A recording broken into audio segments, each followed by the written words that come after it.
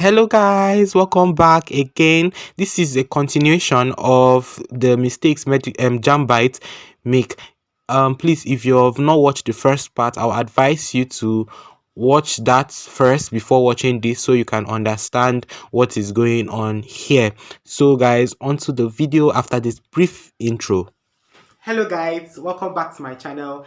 If you're new here, my name is Khan and I am a medical student currently in 200 level. I make lifestyle content. So if you're interested in any of those kind of content, please click that subscribe button down below. So the next one is some students, they don't prepare. I feel like JAMB exam is meant to test all what you have done throughout your SS1 to SS3. So it is a series of long-term work.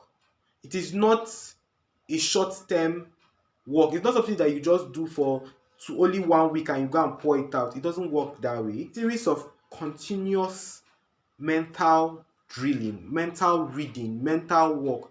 Just as in medical school, the third MB, I'm just going to give you medical school analogy because I'm a medical student. The second MB, not third, the second MB is an accumulation of work of second year and third year. It's like they are testing the amount of reading and the amount of knowledge you've acquired these years, not the one that you are trying to do within 1 month of the exam. I don't know if it makes any sense. What I'm trying to say is that plan early, start even before you even do your registration. Start studying. I know that some people have already registered. As you have registered, you should know that it is game time already. It is time for you to start reading as hard as you can because the exam is just few weeks away. So some people, they don't start early. Then when it's like few weeks, you see them running, trying to cover. When you are not God or be magician, I don't know how you are planning on covering how many years worth of work. But anyway, what I'm just trying to say is that you should plan your time, plan it, make a timetable, draft out a timetable.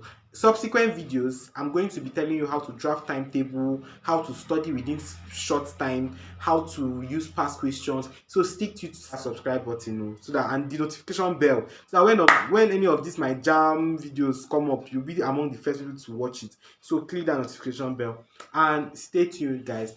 And so some people, they don't plan, they forget that after registering JAM, they go back to their normal activity or whatever they are doing. They forget that they have an exam till they say, okay, this is when you're going to write. Then you see them rushing up and down.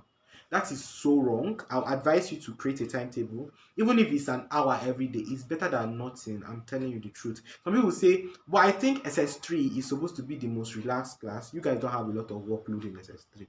So I'll advise you to use that time to start reviewing work from SS2, then SS1, then SS3. Because SS2, I feel like SS2 is where the bulk of work is. So if you can do that, and another thing a lot of JAM students don't do is that they don't get the JAM syllabus. I was talking to somebody, the person was telling me he was using waec past question. Like, why? Why will you be using waec past question to prepare for JAM? It is not the same. Don't deceive yourself at all. Don't. A lot of JAM students, they, forgive me that I'm using JAM student, Jambite, whatever, people that are taking this exam, they don't realize that JAM past question is totally different from waec. Waec objective is more easier, but JAM MCQs, that is the multiple choice questions, that is the objective, it is not as easy as waec. So if you're using waec as the standard for this JAM, you're like wasting your time. I'll advise you to get the JAM syllabus, use the JAM past question, the past question for JAM.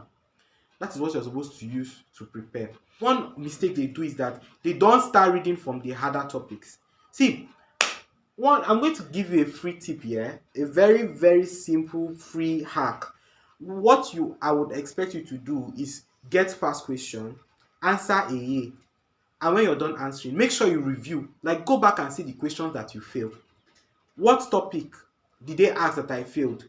Okay, you answered question 5, and question 5 was asking something on elasticity, for example, in physics, or it was asking something about arms of government in government, or they are asking about figures of speech in literature, and you failed the question. That is telling you that you don't know the topic well enough.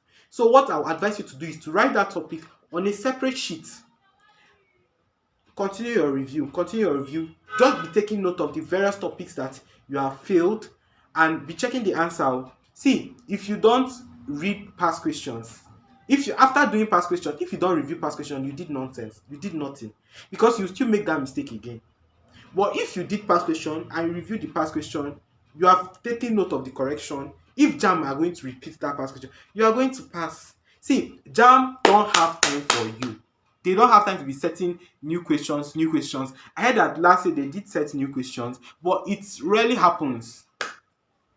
What they are doing is shuffling, shuffling, shuffling, shuffling. Even if they are going to set new questions, it's still from the same syllabus. You get? So now I've taken note of elasticity or arms of government or figures of speech that I didn't know. I'll now go to my textbook and read up those topics.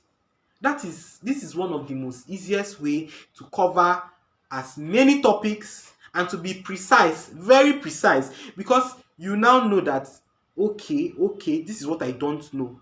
The issue with JAM examination, right, is that most of the time JAM students, they don't know what to read. That is the first thing. They don't know what to read, or they know what to read, but they don't know what they don't know. I don't know whether it makes any sense. You know what to read, but you can be wasting your time reading something because you find it simpler. Because I find English simpler, I will be wasting my time reading as much English as possible. That is wrong. So another thing JAM students don't do is they don't allocate time to their respective courses. You waste as much as as much as all the day. You waste all the day reading only literature or reading only government because you find that it is easier. Oh my god. Oh my god. I'll advise you to break it down. Start from the hardest one. I'm telling you, starting from the hardest one is always an insurance. In case you're not able to finish, at least you know you still have residual knowledge of the simpler ones. Start from the hardest one.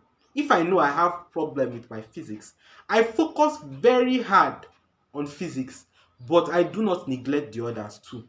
Maybe in a day, I can say 1 hour for physics. This is just a rough estimate. 1 hour for physics, 30 minutes for English, 1 hour for chemistry, because chemistry might be very intensive, or I can say 30 minutes for chemistry too.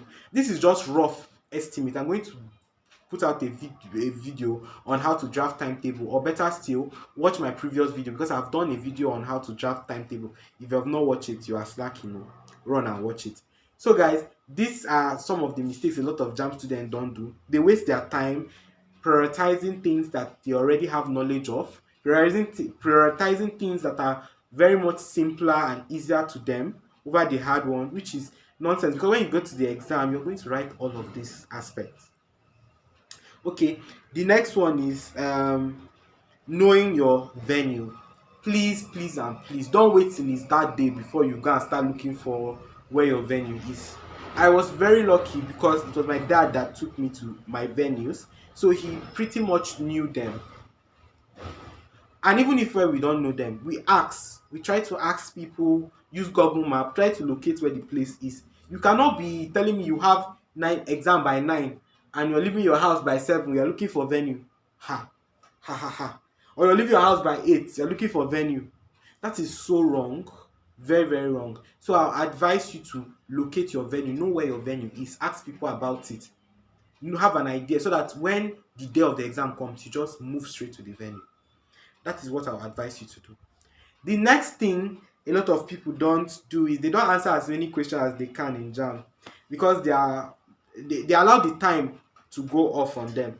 So one trick I'll advise you to do is not to waste too much time on a question. Please don't. Once you notice, like now in my first year of university, most of my exams were CBT, and I was able to realize some tricks. And one of them is don't waste your time on a certain question. Like once I see a question is going to take so much of my time, I'm skipping it. Sometimes I'll put an answer I'll pick an answer, write it on my book, write the number on my book. Why you're picking an answer is just in case you're unable to come back. You have already guessed. And there's possibility that your guessing might be right. JAM is not negative marking system. They will not fail you because They will not subtract the mark from, like how medical school is. If medical school system is just mad, but JAMB is not like that. So guess. If you don't know it, guess. If you see a question is going to waste your time, move on to the next. Don't waste time. Answer all questions, please. Answer all questions. If you know that it can be done with English very very fast, like for me, I think I started with bio, went to English, went to physics, went to chem. Like I was everywhere because I was trying to answer all the questions that I know as fast as possible, so that the extra time you have, you can dedicate it to the harder questions. Please make sure to take note of the questions, even if you're going to be picking an option.